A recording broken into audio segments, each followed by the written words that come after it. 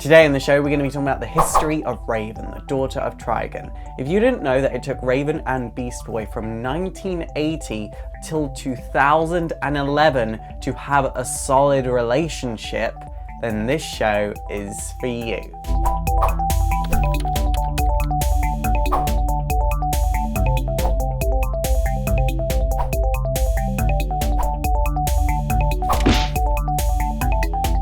So Raven would first appear in DC Comics Presents number 26 in 1980 in a preview for the upcoming series at the time, The New Teen Titans. Most people are familiar with Raven through the TV shows, Teen Titans and Teen Titans Go, but for the duration of this video, just forget those cartoons exist. Raven in the comic books does not say Azarath Metreon Zinthos, she has a lot less sass. She's just as good of a character, if not a better character in my opinion, but she's more adult. They're not the same character. They just kind of used the name Raven and created their own character for the cartoons. If you still want to understand Raven's character a lot more and know where the cartoon version of Raven came from, still keep watching because you could still learn a lot from this video. So to get to know Raven, you have to get to know Raven's mother. Her mother was a woman named Angela, and she was down on her luck. She was raised through the orphanage system and then just aged out of it, then became homeless, started living on the streets,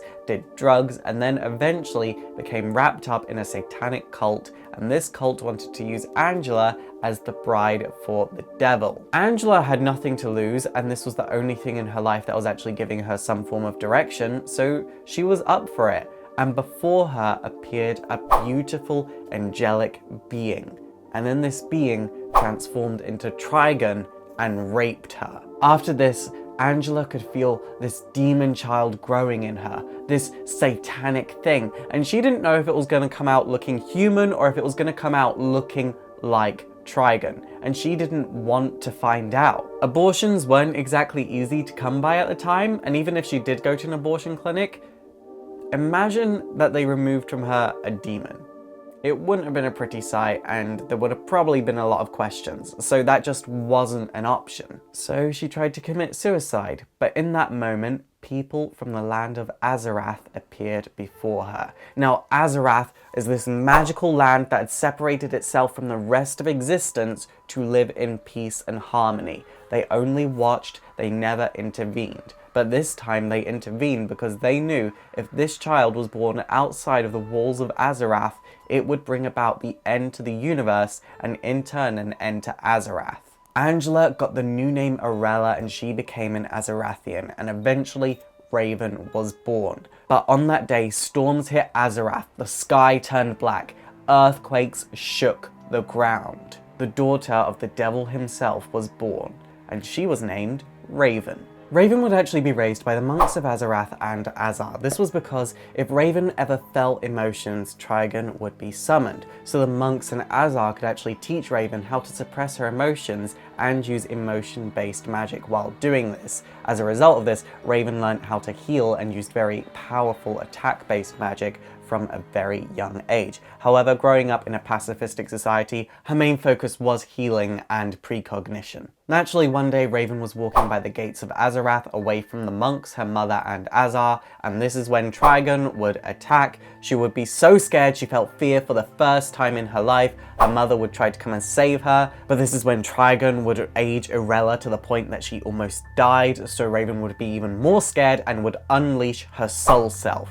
Now this is the version of Raven, her soul self, that is supposedly able to destroy the entire universe. And Trigon only turned up to make sure that Raven had it in her, but she wasn't ready for him to use just yet. Raven would go back to Azarath and naturally everyone would be in a panic, but Raven already had her own ideas on how she was going to fix this. She went to Earth and went to the Justice League, explained what happened, and the Justice League would like, you're a demon and we don't help demons, so no, go away. So she used her powers to figure out the next best thing, and her powers told her to recreate the Teen Titans. So this is when she used her powers to bring together Dick Grayson as Robin, Wally West as Kid Flash, Donna Troy as Wonder Girl, Garfield Logan as Beast Boy, Victor Stone as Cyborg, Coriander as Starfire, and finally herself to all be the new Teen Titans. The team was actually able to defeat Trigon, but they were only able to seal him in an interdimensional prison, meaning Raven still couldn't feel her emotions, otherwise he would be able to tap into that and break free. There was also a chance that his influence would one day take over Raven, thus turning her evil. This manifested itself quite frequently actually. Usually in a highly stressful situation, Raven would randomly be like, I'm evil, and then bad things would happen. Trigon would eventually break free from his prison, but he wouldn't attack straight away. He would stay in stasis and slowly use his abilities to take over Raven's mind, slowly erasing every last drop of good left within her. So by the point that Trigon's army attacked Azarath and the Titans had to help save the day, there wasn't a drop of good left in Raven, and the Titans had to kill Raven. But this allowed all the souls of everyone that had lost their lives in Azarath to possess Raven's body and use her abilities to create pure light that destroyed Trigon. After this, Raven would rise from the ashes of the battle and then vanish, and Arella would go searching for Raven. Raven would later rejoin the Teen Titans when Brother Blood's minions wanted to capture Raven, sacrifice the Titans, and mind control Nightwing to bring back Brother Blood. Naturally, the day would be saved, and after this, Raven starts wearing her white cloak. As expected, Raven would become evil again a bit down the line. She would crash Dick Grayson and Starfire's wedding, totally destroying everything in her sight.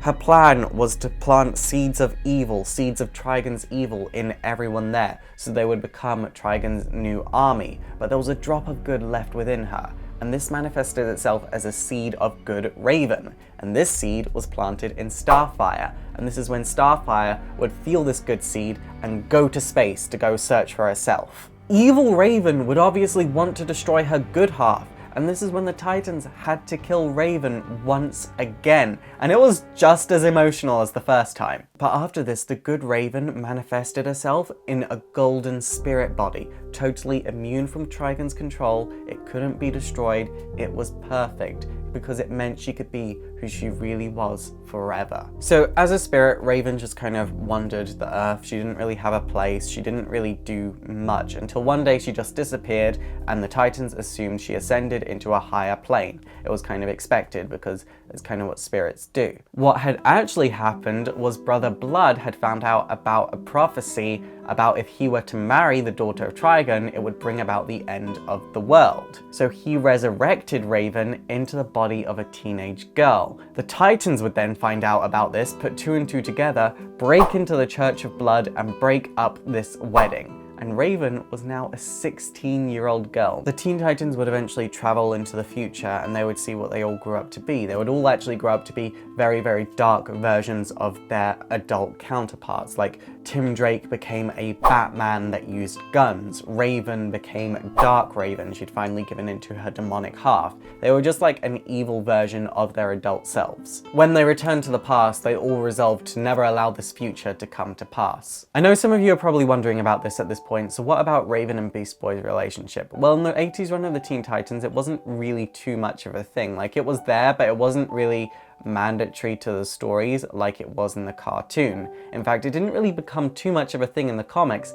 till the 2003 run of the comics, which was released around the same time as the cartoon. The reason it wasn't really prominent in the 80s run, and this doesn't make the 80s run bad, it's just it wasn't necessary, it was just because Beast Boy had a thing for Terra back then, and after the whole issue of the Judas contract and Terra, he couldn't really get over that. He never really recovered because he really let his heart go all out for her. He really did care about her, and obviously in the comics, Terra was evil. There was no drop of good in her. She was just pure evil. She was manipulating the Titans. And then to see the person that he fell in love with was evil, and then see her commit suicide, it just kind of destroyed him, and it made sense that he wouldn't feel anything for Raven romantically when he had experienced that. So I was kind of happy that that wasn't a thing in the 80s, but it was a thing in the 2000s, because it was kind of sweet to see. And I didn't expect it. I mean, I've been reading the Titans since the very early 90s. During Infinite Crisis, Raven would take a bit of a backseat because the Spectre destroyed magic and therefore her powers were weakening very, very quickly, but she still did her best. She would help the Titans evacuate Bloodhaven. She would do everything she could within her limited powers at this time. Just before this, she would actually start a relationship with Beast Boy, and even though magic was restored, she would leave the Titans, and she would make everyone think that she had left the Titans because she had an argument with Beast Boy, but this wasn't the case whatsoever. In reality, she actually found out that one of the people that had recently joined the Teen Titans and left had taken something that didn't belong to them, and she went to go and retrieve it and use it for something, and she didn't tell the rest of the team. But naturally, when the rest of the team wanted to locate Raven, they found out that she had been visiting all these other members of the Titans. Eventually, she got hold of this book, and then because she found this book, she started being chased by armed soldiers. Everyone was really, really confused at this point, including me. And it turned out in this book there was a disc, and in this disc was the soul of Jericho. And then she went to the Church of Blood and did the same ritual that put her in the body of a 16-year-old girl to restore Jericho into his own body. Superboy had recently died, so naturally Tim and Cassie went up to Raven and were like, "Can you bring Superboy back to life?" And Raven was like, "Well, no, I could only do this because Jericho's soul was on a disc. It was still on this plane, whereas Superboy's soul has transcended to the next plane of existence." A few years later, Raven would be in high school, and this is when she would be attacked by a demonic creature, and it turns out that all the original New Teen Titans had been attacked by demonic creatures. The Titans East, Cyborg's own Titans team, had been violently attacked. Power Boy had been killed, so the original New Teen Titans reformed and became their own team, simply called Titans. So it actually turned out that Trigon had had several sons who were all totally dedicated to Trigon, much like Trigon wished Raven was.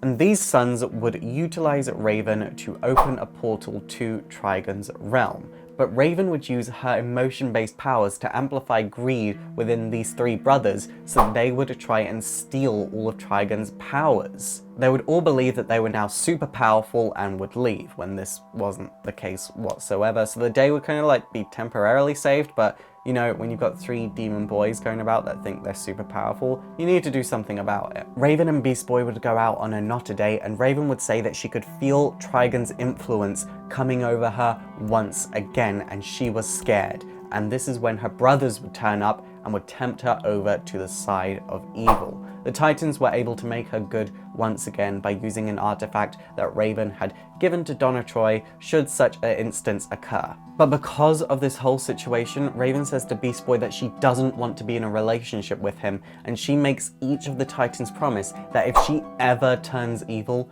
they will kill her permanently. No coming back from the dead, that she has to die this time. Raven would eventually rejoin the Teen Titans to help train them, and in the final issue, when Superboy Prime attacked the Teen Titans, she would actually fight Headcase, and she would defeat Headcase by using her Soul Self. Now, her Soul Self was so immensely powerful that if you were exposed to it like Headcase was, you could potentially just be wiped from the face of the earth. Now, Headcase only experienced a fraction of its power, and he was defeated with ease. After Superboy Prime was defeated, her and Beast Boy sit down and have a chat, and he tells her that he loves her. He loves her for the good, the bad, the crazy, the sane, the ups, the downs, the everything.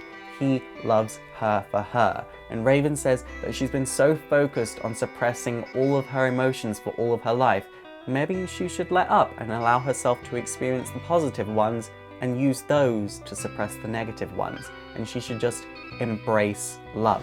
And this is when the two of them kiss and finally solidly form their relationship. And then the New 52 happens, and so it didn't matter. Yay.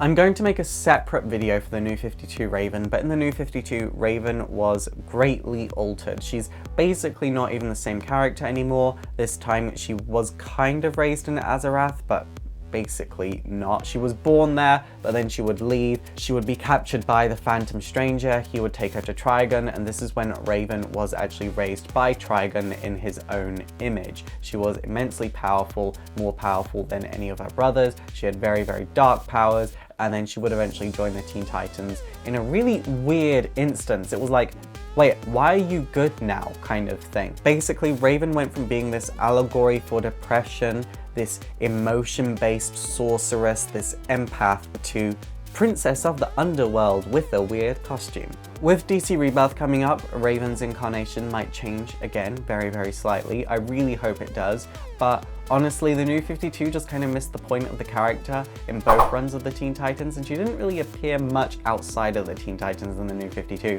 which doesn't say much because the New 52 Teen Titans was just bad overall, but Raven was one of the worst points of it because they just didn't get the character.